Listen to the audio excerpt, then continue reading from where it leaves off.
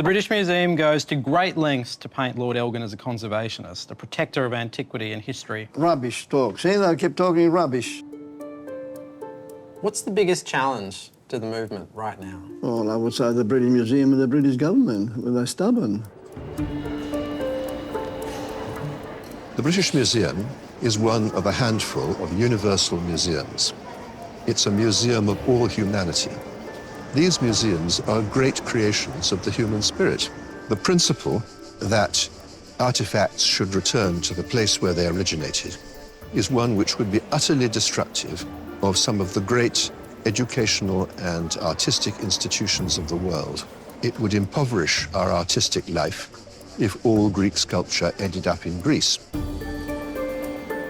And yet, in 2009, the Greeks opened the Acropolis Museum, specifically to house the Parthenon Marbles.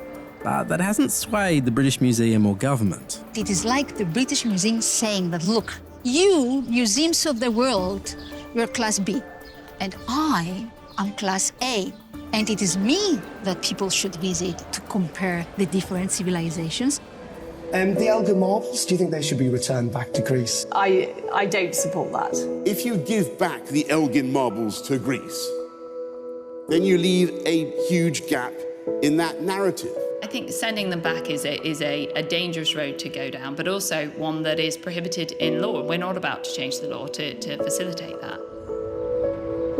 Over the years, the faces have changed, and there has been the vague suggestion of a loan to Greece, but the fundamental position of the British government and the British Museum is that by British law, these are British property. But why do these sculptures matter so much to the UK?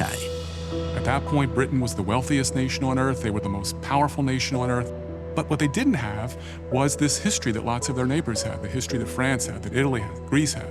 When the Parthenon was built, it was still the Stone Age in Britain. All these places have this ancient history, ancient literary and artistic legacy.